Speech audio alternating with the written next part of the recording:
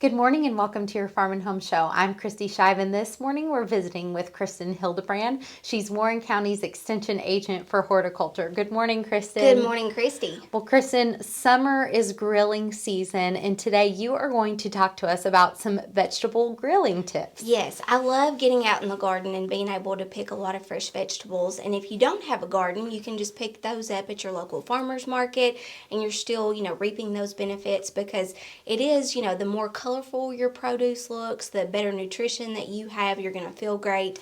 And we wanted to touch on some of those grilling tips because when you're grilling vegetables, it's just another way. It kind of almost caramelizes and sweetens a lot of those vegetables.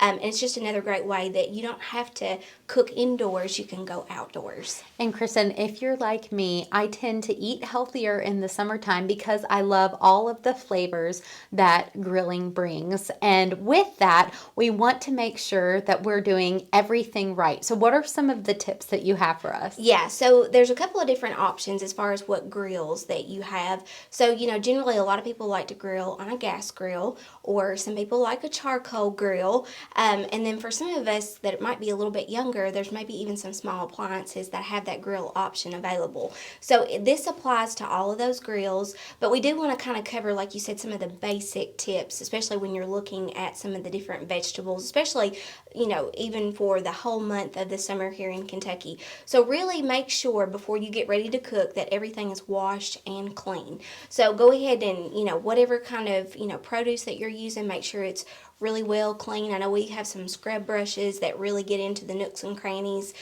to make sure that all that dirt and any debris is removed. And then also do the very same thing, especially with your grill. Sometimes if you haven't touched it for a little while, if it's been outside or maybe even under a cover, you just need to make sure that there's no wasp nest or anything like that that could occur because we don't want to have a disaster. So just go ahead and make sure that things are ready to go, and again, make sure that they're nice and clean. Now, whenever you're talking about grilling vegetables, you might be asking, what kind of temperature are we looking at? So vegetables tend to do better with they're on medium to medium high heat. Now, if you're using a gas grill, that's anywhere from 400 to 425 degrees Fahrenheit. And a good test to do for charcoal grills is just once you've got it heated, if you can put your hand over it for about 4 to 5 seconds, it's going to be ready for vegetables. Now, if your hand only stays there for just 2 or 3 seconds, you might want to wait till it cools down a little bit and then go ahead and do that retest. But that one's a great one. If you're using something like a small appliance type grill, go ahead and do it according to the manufacturer, type rules for it. So those are just some general tips that you want to look at, especially when you're grilling your vegetables. And then the other thing, Kristi, is to make sure you have the right size. So anytime you're grilling your vegetables, you want equal size, so that way everything cooks uniformly and, it cooks up about the same time, because you don't want one that's smaller and one that's larger that takes longer. So just make sure that everything's about the same size. Now, some of the vegetables are a little bit smaller in size, and I'm talking about like cherry tomatoes. So you might want to look towards a grill basket or maybe a skewer. Those work really well. If you are using a skewer type for your grilling your vegetables, those generally don't take near as long and they're easy to flip, but you can also use wooden or bamboo skewers, but they just need to be soaked probably about 24 hours, sometimes, at least 2 hours before time. And so also with your vegetables, know your veggies. So some of these veggies can be a little bit more dense. We're talking about potatoes and carrots. Sometimes those outsides are a little bit harder, but the inside, sometimes we don't want it to completely char.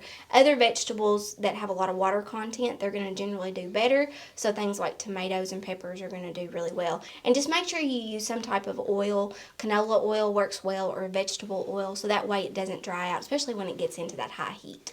And Kristin, today in front of us, we have a small appliance, and later in the week, Yes, you are going to be talking more about that and giving us some more grilling tips.